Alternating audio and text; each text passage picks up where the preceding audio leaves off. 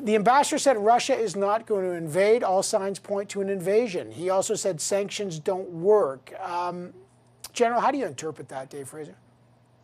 Well, first of all, the ambassador will not know what the war plans are for Russia. If he looks at history, sanctions actually do work. Look what it's done to Iran. And let's look at the Russian economy at 1.3 trillion GDP. Texas has got a bigger economy. Canada's got a bigger economy. So sanctions will work against Russia. During the Cold War, we actually did outspend them, and we actually financially bankrupt them. So sanctions do work. Let's just be honest about that.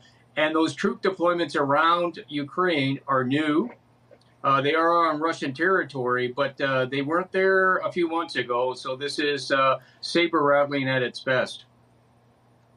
Yeah, Joyce, he says, you know, we can do what we want in our sovereign territory. Does not admit that Russia's backing the forces in eastern Ukraine and places like the Donbass where thousands of Ukrainians have been killed.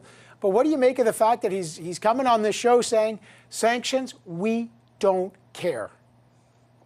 Well, clearly that's a message. And what else are we expecting him to say?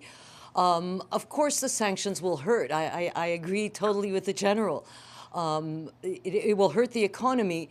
And look, he's taking a big gamble because right now, yes, he's flexing his muscle. They're amassing thousands, tens of thousands of soldiers, not at one, but at 3 points of entry into Ukraine. That is saber rattling if we've ever seen one or heard one.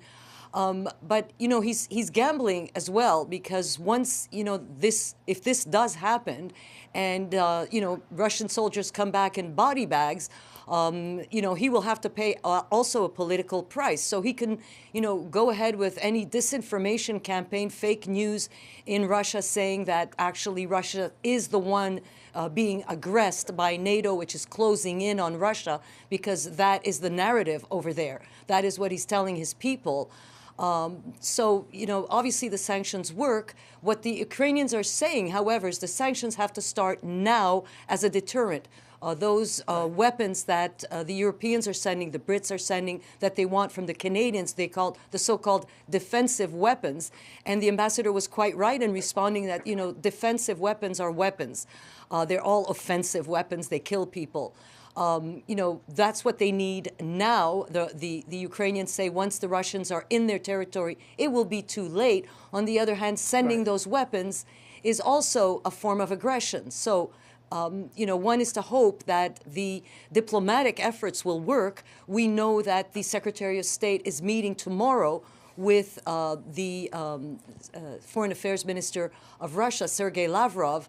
And we also know that Mr. Putin wants to speak directly with the President of the United States. So clearly, the Russians are hoping for a diplomatic solution, although they are preparing for war, clearly.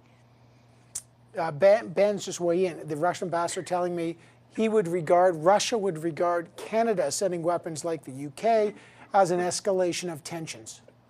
Yeah, I mean, I thought the Ambassador Stepanov's candor with you, Evan, was startlingly undiplomatic in some ways. But I guess we can not accuse him of beating around the bush.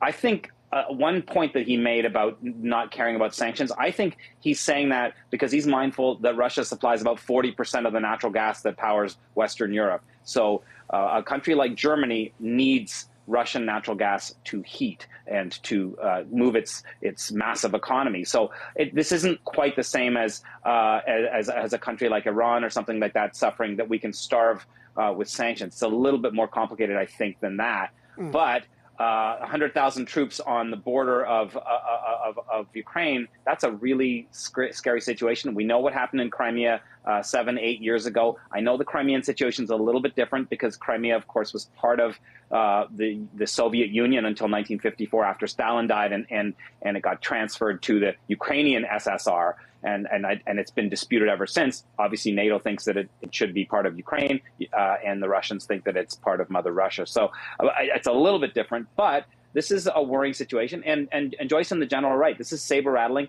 Putin's doing this for his own purposes, perhaps domestic political purposes, or just on the world stage. It is, to the general's point, the economy of Russia is quite a pipsqueak, smaller than Texas, smaller than Canada. We think of it as a superpower, and it's just not anymore. It's certainly not an economic superpower. Well, he may be testing, General, the resolve of Joe Biden and the unity there, but we've got Canadian forces in Latvia, as you know, in Ukraine. How should Canadian forces prepare, and how should the government be supporting them?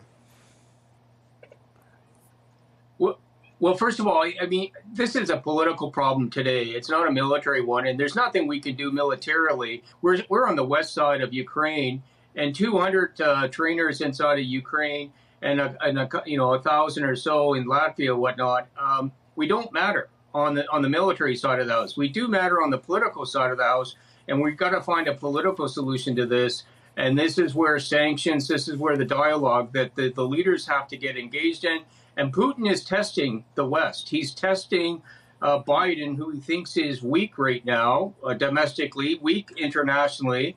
And Germany is nullified because of the energy issues. The UK leader, Putin is really playing this thing smartly for domestic consumption when the West leadership is weak.